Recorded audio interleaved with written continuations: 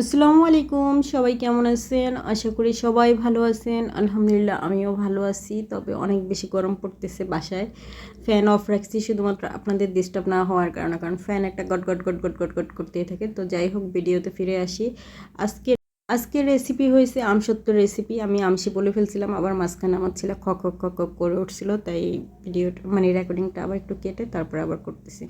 তো আমসি করার জন্য আমি আমগুলো ছুলে তারপরে আমের ভিতরে যতগুলো মানে পোকা টোকা ছিল ওগুলো ফেলে দিছি, তারপরে স্লাইস করে কেটে তারপরে আমগুলোর একটু জাল করে নিছি, মানে বয়েল করে নিছি।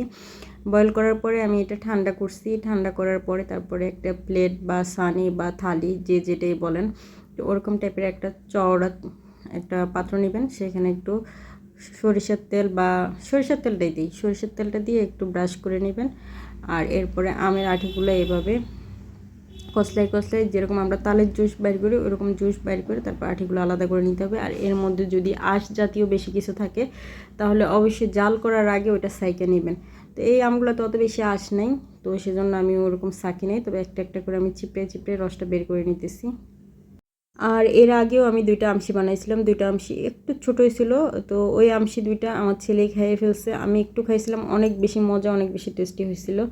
গতকালকে তো এত বেশি মজা হয়েছিল, আমার ছেলে খাই দিয়ে চুপ করে আছে। মানে ওরা আমি সকালবেলা উঠে আমি বলতেছি যে আমসি কোথায়, নীরব আমসি কোথায়, আমসি কোথায়। এখন ও চুপচাপ রয়েছে, ও মিটি করে হাসতেছে, মানে ও পুরোটা খাই ফেলছে, ও মিটি করে হাসতেছে। এখন আমি ওরা বারবার জিজ্ঞেস করতেছি কী করছে, ও প্লে ওকারে নিয়ে বেসিংয়ে রেখে দিয়ে আসছে। তো এখনও বাবার উপরেও ব্লেম দিতে পারতেছে না, আমার উপরেও দিতে পারতেছে না। তারপরে ও বলতেছে আমি কিছুটা খাইছি, কিছুটা তুলতে পারি না, সেজন্য রেখে দিছি, মানে বাহানা করতেছে। তো এত বেশি মজা হওয়ার কারণে মানে আমি যে খাইতে পারি না এটা আরও আমার একটু আক্ষেপ রয়ে গেছে। তো ভাবছিলাম যে আমি আর বানাবো না, কারণ একটা কিছু বানাইলে আমি যদি খাইতে না পাই তাহলে ওই জিনিসটা কেমন লাগে। তারপরে আবার সকালে উঠে দেখতেছি যে আমি এগুলো একটু দাগ লেগে যাইতেছে, তো এগুলো খাওয়ার মতো ওরকম নেই, আর একটু বেশি পাইকে গেছে। তো এগুলারে কী করলাম, এই ছুলা টুলে এরকম রেডি করতেছি। আবার ছোটোবেলার স্মৃতিতে ফিরে গেলাম, দাদি এরকম করতো, যখন সকালবেলা আম পড়তো তখন আম টোকাই নিয়ে আসতাম। তো অনেক আম, বড় বড় আম, একটু একটু বাদুড়ে খাজা থাকতো বা থাকতো। তো এত আম তো খাওয়া যেত না, একটা গাছে তো অনেক আম ধরে। তো ওই আমগুলোরে এভাবে দাদি আমসি দিয়ে রাখতো, আচার দিয়ে রাখতো। তো দাদিকে অনেক বেশি মিস করতেছিলাম, আর আমি কেমন জানি একটু দাদি বাড়ির ভক্ত বেশি। আবার নানিরও ভক্ত বেশি, নানি বাড়িরও ভক্ত, নয়তো আবার নানি বাড়ির মানুষেরা আবার রাগ করবে। নানি বাড়ির মানুষেরা কিন্তু আমার ভিডিও দেখে। তো আমি সবাইকেই ভালোবাসি, মানে আমার পুরনো স্মৃতি যারা আমাকে ভালোবাসা দিয়ে রাখছে, আদর যত্নে রাখছে, তাদের সবাইকে অনেক বেশি মিস করি। তো যেখান থেকে আমি ভালোবাসাটা বেশি পাই তাদের কথাই বেশি মনে করি।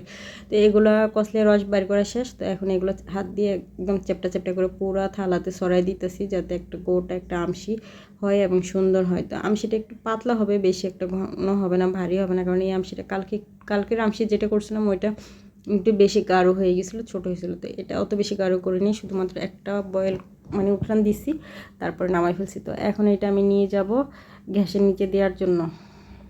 আর আমার গ্যাসের নিচে মানে আরও কত কিছু আছে, অনেকগুলো কাঁঠাল বিচি দিয়ে রাখছি শুকানোর জন্য, যেহেতু বৃষ্টির সিজন, বৃষ্টি হইতেছে, বাইরে রোদ নেই, তাই এগুলোতে আর রোদ দিব না। তো আল্লাহ হাফেজ, সবাই ভালো থাকবেন, সুস্থ থাকবেন।